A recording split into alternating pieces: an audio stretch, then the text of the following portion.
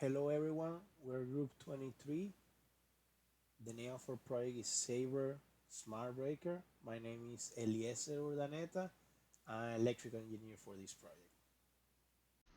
Hello, I'm Carter. I'm a computer engineering major. My name is Emmanuel Lopez, and I'm in electrical engineering. Hello, my name is David Rosame, and I'm majoring in computer engineering. Our team was challenged to solve the problem that current designs for conventional breaker have, or what they lack. So as we know, they lack on real-time monitoring and data logins. It's hard for the user to tell what branch circuit is consuming more power, right? Remote management. They have, if or in order to turn off a branch, you have to go to the actual breaker box and turn it off and on. Limit diagnostic capability. The only way to know if it's going to fail anytime soon is to wait until it stop working, right? As we know, they also have a failure rate of probably less than 1%, and we want to keep those numbers. To solve this problem, our team focused on implementing a smarter design to the conventional breaker using built-in communication technology, entirely electrically based components, as well as providing remote management of the entire system, all while keeping the same look of the standard breaker so that it could easily fit within a breaker box. Goals and objectives. Within our basic goals, we are aiming to build a smart circuit breaker capable of protecting against overcurrents, short circuits, and ground faults, while still meeting the major electrical safety standards, even in our reduced and safe prototype scale. Second, we're aiming to integrate a built-in communication system. The idea is to allow the user to access through a web interface so users can see what's happening in real time, control the breaker remotely, and access predictive maintenance information, all through a simple and user-friendly platform. Third, we're looking to provide predictive fault detection analysis to inform the user of irregularities during the power consumption and tell him like, hey, it's time to look for a replacement, right? And four, and then one of the more important ones is to minimize the power consumption because we want to make this a feasible economic solution, right? Now with our advanced goals, we want to integrate sensors able to send data through communication so we can monitor in like lifetime on the website.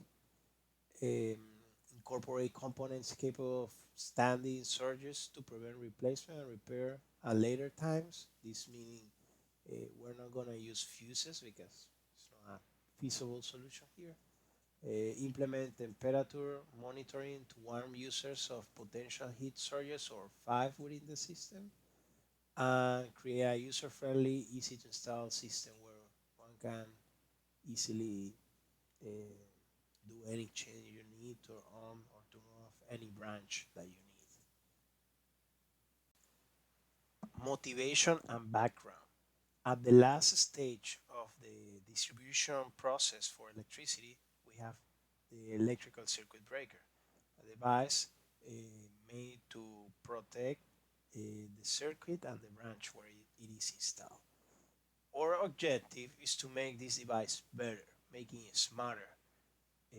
As we know, uh, circuit breakers protect your system against multiple fault conditions, overheat, overload conditions. Our team was tasked by Dr. QC from the University of Central Florida and her company, Greek Interactive Teams, also the sponsor of this video, to innovate the design of this conventional breaker to keep up with modern standards. Overall system specifications, we have a voltage and a current capacity we want to keep given the project constraints by our advisor.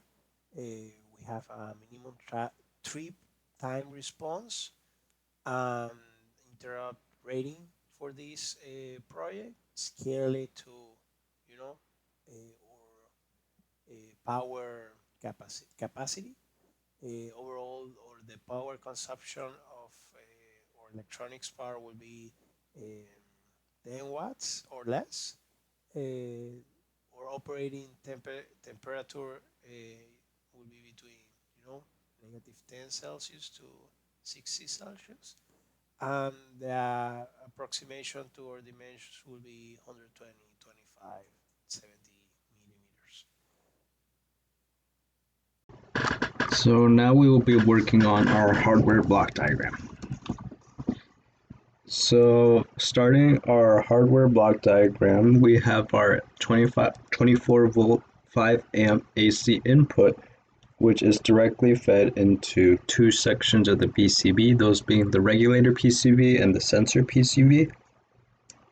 The regulator PCB changes the AC signal into a DC signal using a full wave rectifier, which is 4 diodes followed by a capacitor.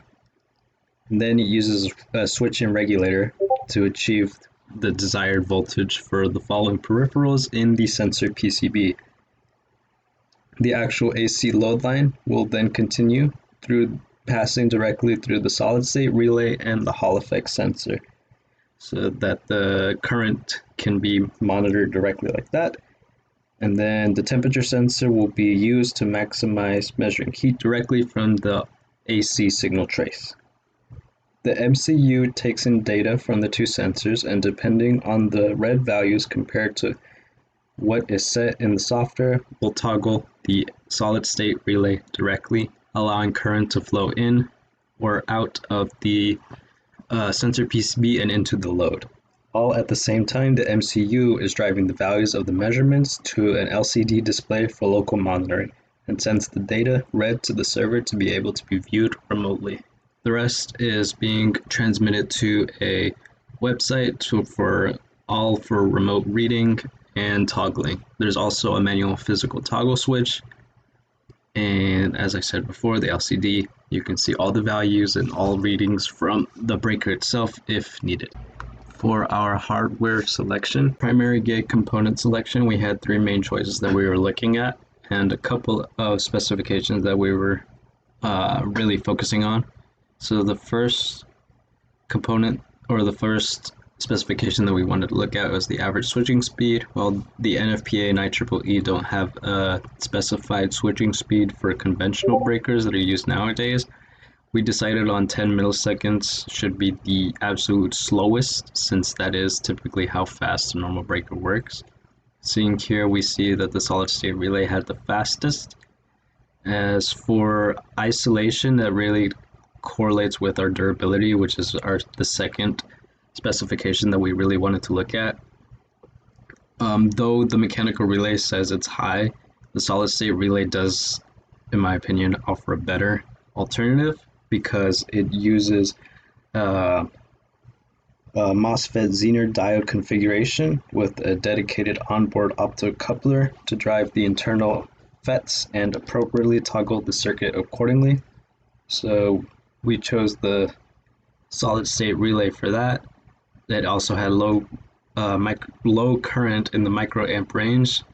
It was also very small, though it is a bit more expensive than the other two configurations. It's definitely worth it for its size and its isolation, and therefore its durability. It should be able to last for a much more longer period than conventional breakers and these other two configurations. For choosing our current sensing methodology, there were 2 real methodologies to go about doing this. The first being a current transformer with a shunt resistor. It requires a magnetic coupling between a primary and secondary winding, which produces a lower current passing through directly. A known shunt resistor to get an analog voltage proportional to the current going across. However, it requires its own mid-supply biasing and shunt resistor tuning. Without proper precautions, it can lead to supplying an unsafe voltage to an MCU analog to digital converter. For the Hall effect sensor, it provides its own analog voltage proportional to the current going across. It's already biased with the midpoint of half the sensor's supply voltage. Additionally, it's very compact compared to the current transformer and has a cheaper cost. The way the Hall effect current sensor works is that current will pass through a short, and through this short, magnetic field is produced, which pushes charge carriers from one side of the semiconductor material to the other, which in turn produces a voltage known as the Hall voltage, as seen in the equation below. This Hall voltage will then be transferred over to our MCU, where we can read it directly, as the voltage will be proportional to the amount of current produced. Over on our right, you can see the specifications. For our purposes, the specifications have been limited drastically, though we can alter it to be maximized, though it will be more costly. Comparing voltage step-down methodologies, we have the AC transformer, the linear regulator, and the buck regulator. So strictly using an AC transformer would in conjunction with a full bridge rectifier would be best in terms of efficiency. However, finding one to match our needs while also maintaining a small form factor to fit in our chases is a little impractical. Using a linear regulator to drop down from peak amplitude of 36 volts DC down to 5 volts DC is inefficient due to the heat generation produced, which could affect our temperature sensor readings and could possibly harm the components. This leads to us using switching buck regulators, which are slightly less efficient but more space efficient, and as for the rest of these factors, they outweigh everything else. Here's our table of buck regulators that we looked into. Initially, we selected the LM5180 due to it meeting all the required criteria, while also allowing it to be used in conjunction with a switch mode power supply transformer to provide the feedback regulation to the integrated circuit itself, and also providing isolation between the primary and secondary sides. However, this regulator proved to be a pain to manage, increasing loads even those within what is supposed to be considered in the safe range, would lead to burnouts or voltage drops, or could cause the regulation to overshoot the maximum range and burn the regulator entirely. Dr. Weeks recommended that we use the LM2576HB, a much more consistent regulator with a simpler topology, providing more headroom in terms of current that can be drawn from it. Seeing its specifications, there's not much differences that can be spoken about. The efficiency is rather average between the two. The size, though it is the biggest, it still is relatively small when seen in our PCB.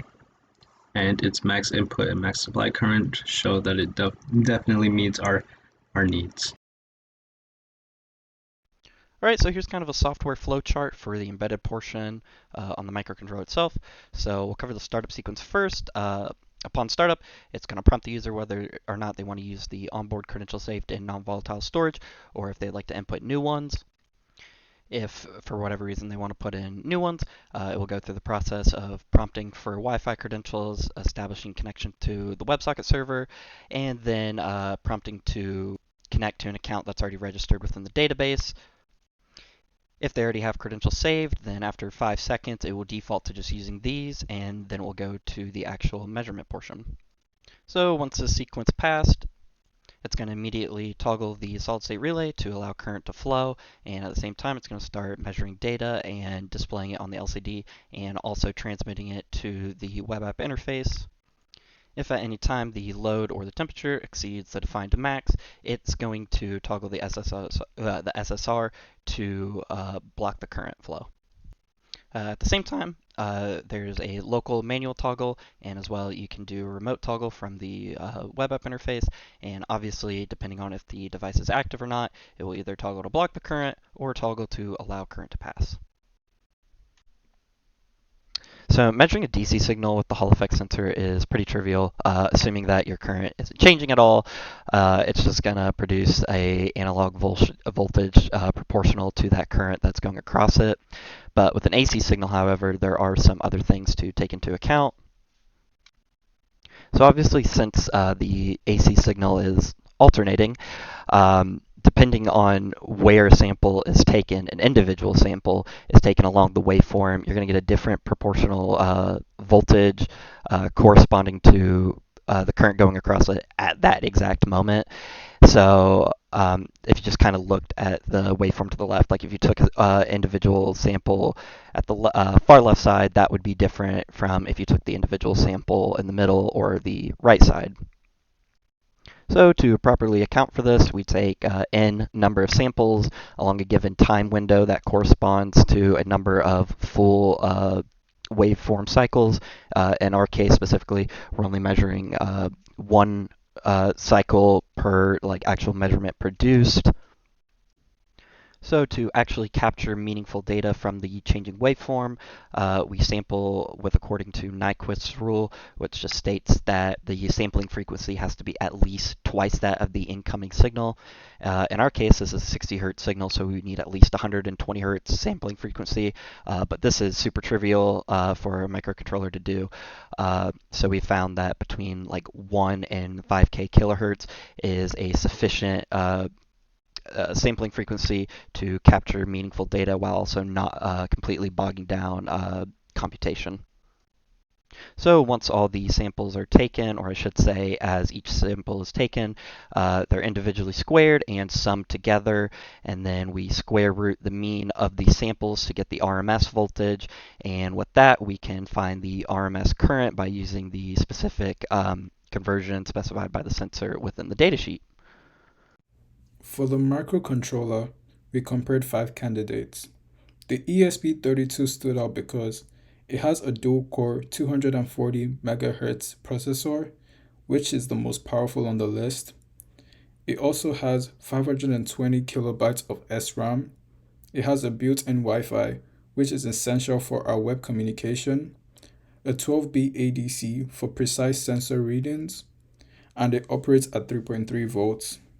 Most importantly, the development board costs only $8, and the individual modules are $7, making it by far one of the most cost-effective options out of all.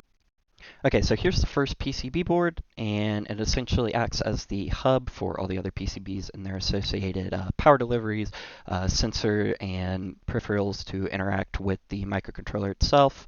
So obviously we have the ESP32 located on here, and it's powered through the 5-volt header pin, which connects to a 3.3 LDO regulator to deliver proper voltage signals to power the ESP32 itself safely.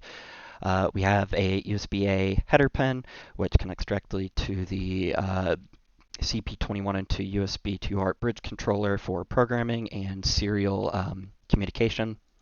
We have a dedicated programming pin header, which will connect to the buttons on the outside of the chassis for ease of access to putting the controller into proper boot mode for actually programming it. In addition, we have a dedicated 5-pin header for all the associated sensors located on one of the PCBs. And finally, we have a dedicated 9-pin header for the LCD driver board to properly interface with the ESP over SPI. Here is our regulator PCB.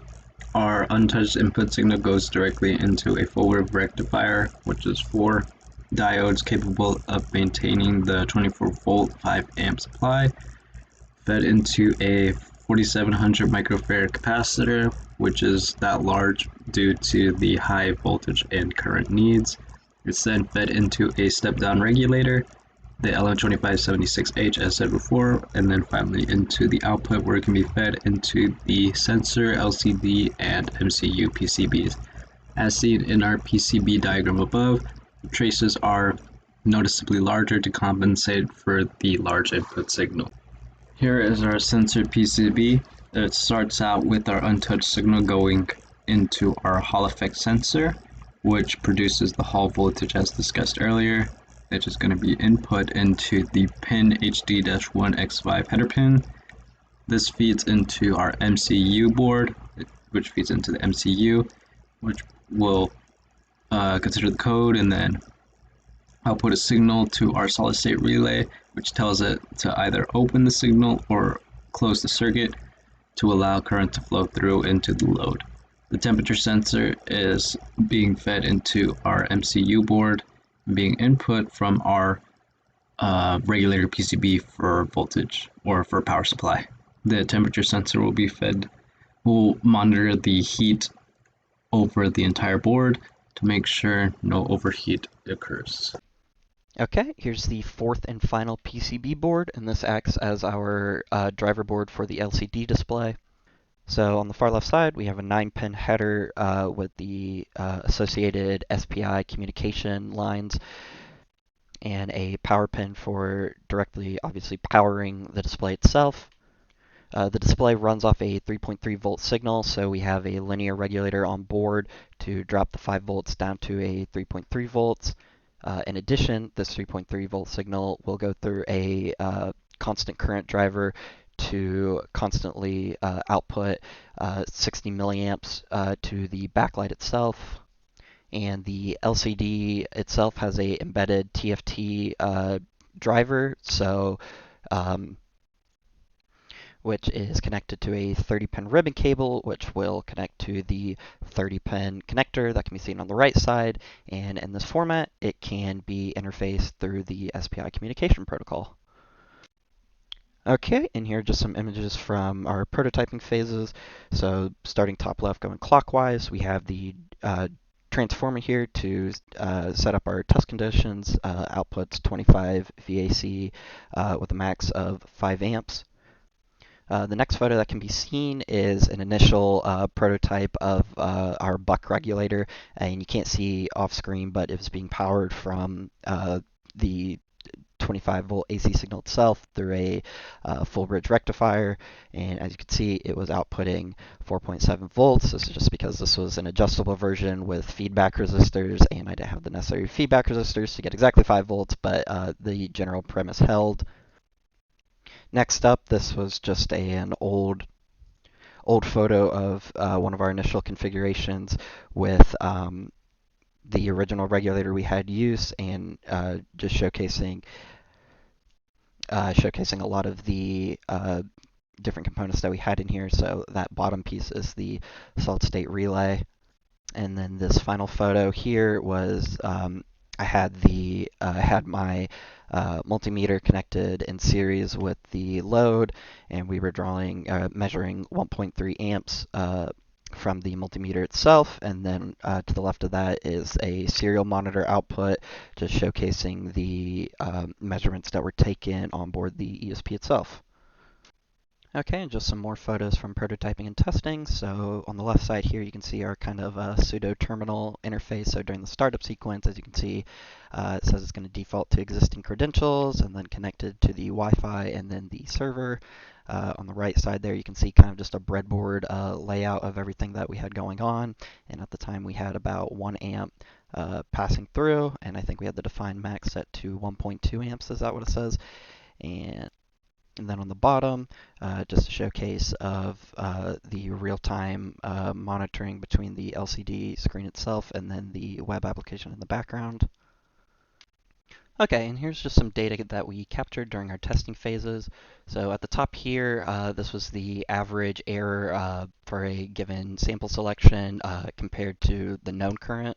So we had a high wattage potentiometer that we could use as a method of easily varying the load connected. And for each value that you see on the x-axis, we took roughly 20 samples each. And based on this preliminary assessment, we found that the average deviation from the target current to be about 50 milliamps. And I would suspect that this would be a little bit lower because the measurements taken at 1.82 seem to have a noticeable outlier compared to the rest of the sample selections. In addition, we were able to calculate the worst case and roughly the average time from window sampling to when the SSR actually toggles off.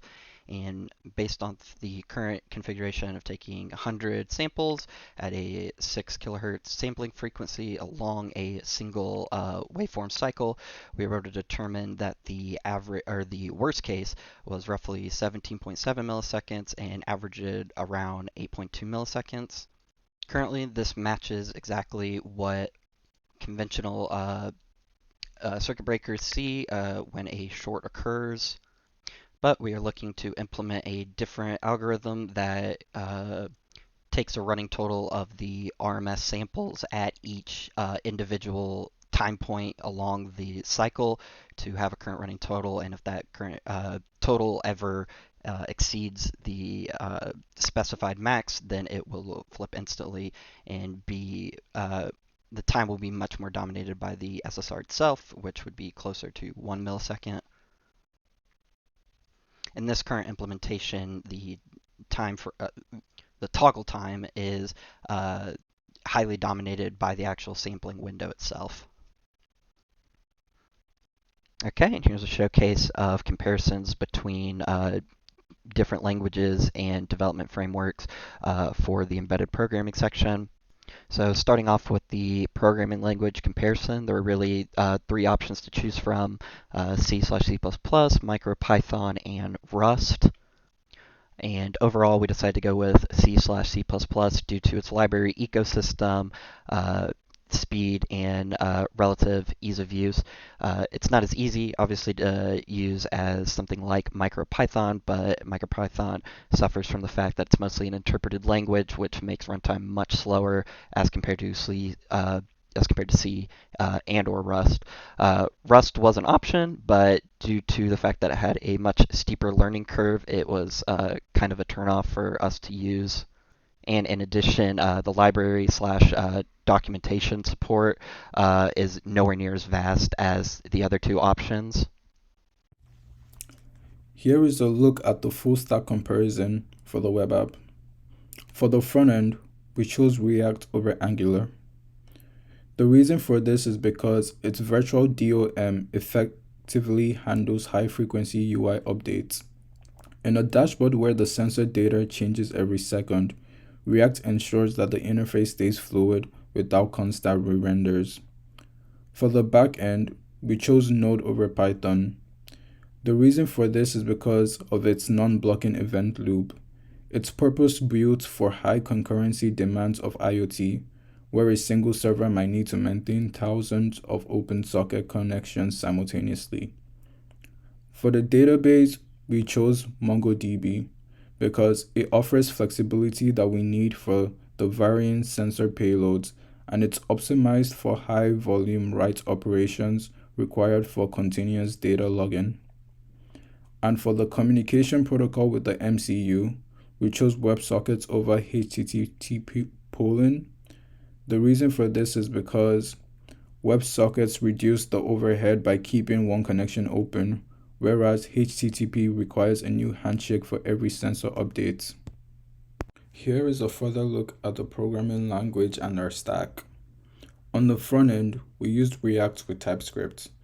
This provides type safety, component reusability, and a responsive UI for our dashboard, our setting, and our authentication pages.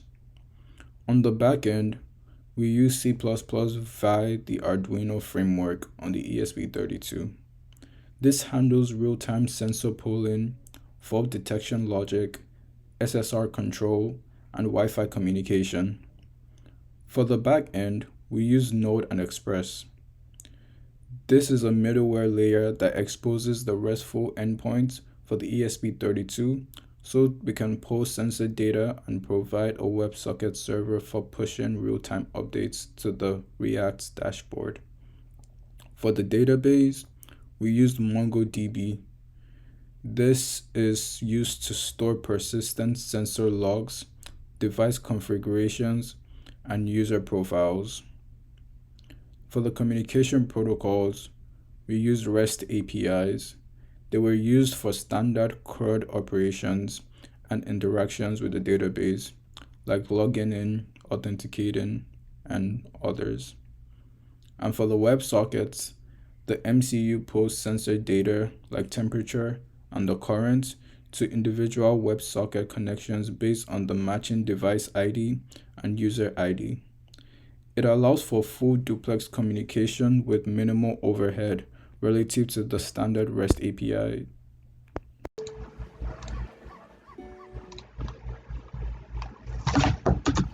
Here is an image of the use case diagram for our web application. Here there are two actors, a new user and an existing user. A new user can register, which always includes providing credentials through an include relationship, and that gets authenticated and stored in the database.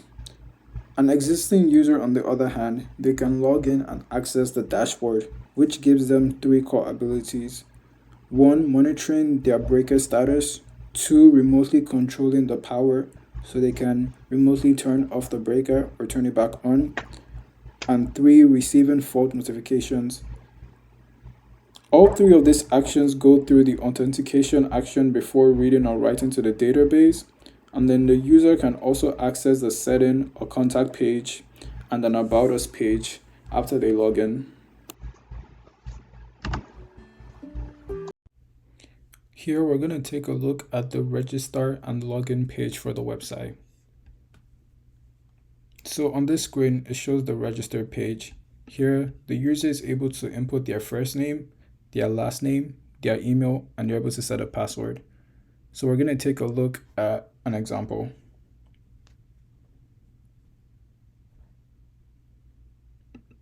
So in this case, the user put in the first name, they put in their last name, but they put in an invalid email because it doesn't have like the @ and then like the whatever. So it shows here invalid email. And then under the password, it shows that the password should include at least 6 characters. So they won't be able to register without meeting those specifications. And here on the login page, a registered user can put in their email and their password, and they'll be able to access the main web app.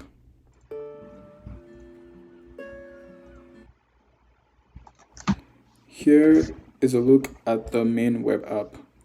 So on the sidebar, you can see the 4 main pages you can access: the dashboard page, the settings page, the contact page, and an about us page. So on the dashboard page, here you can see all the connected devices you have, and then you can disable them. You can also see data, their sensor data like temperature and the current going through, and you're able to add new data, and you're able to add new devices or delete some devices. On the settings page, there you're able to access your user settings and change some of your user informations, and you can also access some of your devices from there. The contact page is just a way to reach out to us, the developers, and an about us page, it just lets you know more about the smart breaker, what it's about, and how to set it up. Also, at the bottom left, there are 2 things: the change account. So if a user has multiple accounts, they're able to switch between their different accounts here.